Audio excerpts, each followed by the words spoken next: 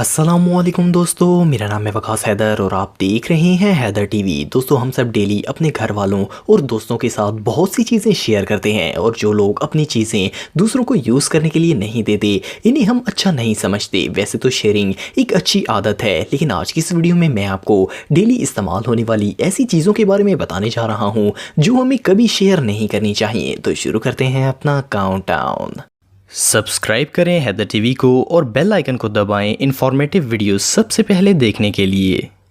Number 9, toothbrush. दोस्तों, आप में से कोई भी ऐसा शख्स नहीं होगा जो कि टूथब्रश का इस्तेमाल ना करे। हम डेली सुबह शाम टूथब्रश से अपने दांत साफ करते हैं। यूजुअली हर फैमिली मेंबर का अपना अपना ब्रश होता है, लेकिन कई दफ़ा ऐसा होता है कि लोग एक दूसरे का ब्रश इस्तेमाल कर लेते हैं, पर किसी और का टूथब्रश इस्तेमाल करना काफ़ी खतरनाक साबित हो सकता है। चाहे आप इसे इस्तेमाल करने से पहले कितना ही वॉश कर लें, फिर भी जो शख्स पहले इसे इस्तेमाल कर चुका हो, इसके बैक्टीरिया ब्रश पर मौजूद होते हैं। अगर वो इसे यूज़ करने के बाद धोकर भी रखे, तब भी इस पर ना सिर्फ बैक्टीरिया होते हैं बल्कि वो ग्रो होकर रिप्रोड्यूस भी हो जाते हैं। ये बैक्टीरिया इस शख्स के लिए तो हार्मफुल नहीं होते, लेकिन अगर ये ब्रश कोई और इस्तेमाल करे तो ये इसके लिए एलर्जी, नोरा वायरस और फ्लू का बायस भी बन सकते हैं। सो इसलिए ना आप किसी का टूथब्रश इस्तेमाल करें और ना ही किसी को अपना इस्तेमाल करने दें। Number 8, towel. दोस्तों, ज्यादातर घरों में टॉवल इस्तेमाल करने की रूटीन ये होती है कि हर कोई एक ही टॉवल इस्तेमाल कर रहा होता है। अगर नहाने के लिए अलहदा टॉवल हो भी,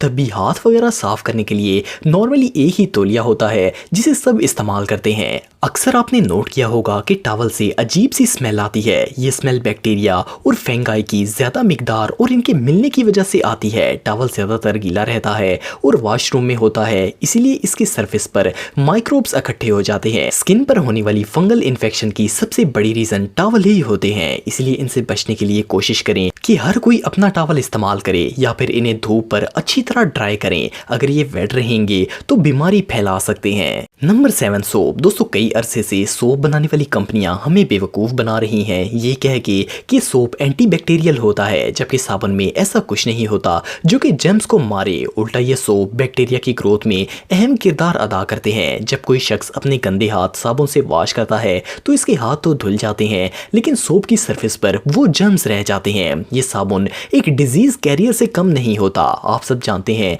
कि हमारे घरों में एक ही सोप पूरी फैमिली यूज कर रही होती है और सबके लिए अलग-अलग साबुन लेकर आना लगभग इम्पॉसिबल होता है, खास करके जब साबुन गीला होता है और ऐसी जगह रखा जाता है जहां पर ये अक्सर पानी के अंदर रहता है, तो लिक्विड की वजह से बैक्टीरिया और फंगाई रिप्रोड्यूस होते हैं। इसलिए बेहतर ये है कि सोप की बजाय लिक्विड हैंड वॉश का इस्तेमाल किया जाए। ये सेफ और इजी टू यूज होते हैं, लेकिन अगर ये ना हो तो पहले सोप की सरफेस को वॉश करके फिर इसे यूज करना चाहिए और कोशिश करें कि साबुन को ड्राई प्लेस पर रखें। Number 6, razor. दोस्तों, आप में से हर कोई रेजर का इस्तेमाल तो करता होगा। हम सब ये बात तो जानते हैं कि अगर किसी का यूज हुआ हुआ ब्लेड इस्तेमाल किया जाए तो ये बीमारियां फैला सकता है, लेकिन क्या आपको पता है कि सिर्फ ब्लेड ही नहीं बल्कि अगर किसी का रेजर एक नया ब्लेड डालकर भी इस्तेमाल किया जाए वो भी कितना खतरनाक हो सकता है। असल में जब कोई शेव करता है तो इसके डेड स्किन सेल्स ब्लेड के साथ साथ रेजर पर भी लग जाते हैं और कई दफा ऐसा होता है कि शेविंग के दौरान कट लग जाता है और ब्लड भी रेजर के ऊपर लग जाता है। ऑफ कोर्स इसे धोकर ही इस्तेमाल किया जाता है,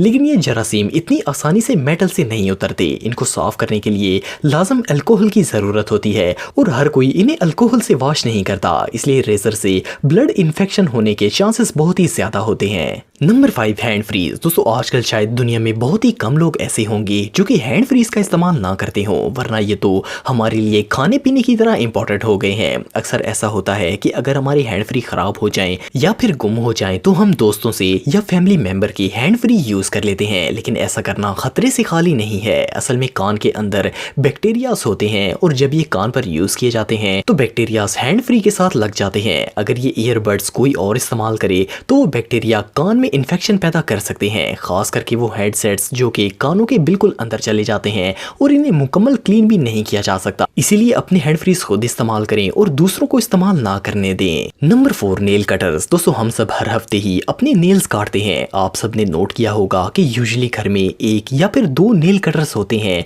और सारे फैमिली मेंबर्स मिलकर इन्हें ही इस्तेमाल करते हैं, लेकिन ऐसा करना काफी खतरनाक है। असल में नाखूनों के नीचे बैक्टीरियाज होते हैं और ये इनके रहने की सबसे सबसे फेवरेट प्लेस है। जब कोई शख्स नाखून काटता है तो ये बैक्टीरिया मेटल के साथ लग जाते हैं और ना सिर्फ वहां रहते हैं बल्कि रिप्रोड्यूस भी होते हैं। इनकी वजह से फंगाई फैलते हैं और दूसरे यूजर्स के लिए नुकसानदेह साबित हो सकते हैं। इसलिए या तो हर कोई अपना अपना नेल कटर यूज करे या फिर जब भी कोई फैमिली मेंबर इसे इस्तेमाल करे तो यूज करने के बाद इसे डेटोल से वॉश कर ले ताकि वो जरा सी मर जाएं, वरना कई दफा ऐसी छोटी छोटी चीजें बीमारी फैलने का सबब बन जाती हैं। Number 3, tweezers. दोस्तों हम में से बहुत से लोग ऐसे हैं जो कि ट्वीजर्स का इस्तेमाल करते हैं। ज्यादातर लड़कियां इनका इस्तेमाल आईब्रोज बनाने के लिए करती हैं। आपको हर लड़की के पर्स में ये आइटम जरूर मिलेगा। लड़कियां अक्सर इन्हें एक दूसरे के साथ शेयर करती रहती हैं, लेकिन आपको जानकर हैरानगी होगी कि अगर कोई किसी और का ट्वीजर इस्तेमाल करे तो इससे ब्लड बोन इन्फेक्शन हो सकता है। असल में इन्हें इस्तेमाल करने के बाद क्लीन करना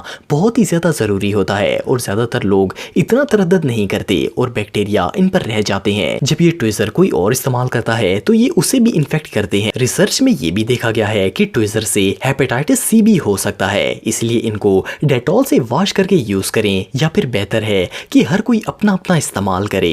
नंबर 2, लिप बाम। दोस्तों सर्दियों के मौसम में हम अपने ड्राई लिप्स को वेट रखने के लिए लिप बाम का इस्तेमाल करते हैं। ये एक ऐसी कॉमन चीज है कि इसे हर कोई ही इस्तेमाल करता है। आपने नोट किया होगा कि कई दफा ऐसा होता है कि घर में एक लिप बाम लाई जाती है और सारे ही इसे इस्तेमाल कर रहे होते हैं, लेकिन लिप्स बॉडी का ऐसा पार्ट है जिनके साथ अगर कोई माइक्रोब्स टच होते हैं तो ये इन्हें फौरन से ऑब्जर्व करके बॉडी के अंदर पहुंचा देते हैं। अगर कोई ऐसा शख्स बाम यूज कर रहा हो जिसे कोई डिजीज हो तो वो दूसरे को लग सकती है। प्लस इससे हर्पीस की बीमारी बहुत जल्द होती है। ये एक ऐसा वायरस है जो कि स्किन पर असरअंदाज होता है और बॉडी सरफेस को डैमेज करता है। इसीलिए कोशिश करें कि घर के हर पर्सन के लिए अलग लिप बाम यूज करें। Number 1, deodorants. दोस्तों आप में से बहुत से लोग परफ्यूम के साथ साथ अंडर आर्म्स का भी इस्तेमाल करते होंगे। पसीने की बदबू से बचने के लिए ये सबसे बेस्ट चीज है। इसे बगल के नीचे अप्लाई करने के बाद पसीने की बदबू नहीं आती। इन डिओड्रेंट्स का इस्तेमाल ज्यादातर लड़कियां करती हैं और वो अक्सर अपनी फ्रेंड्स के साथ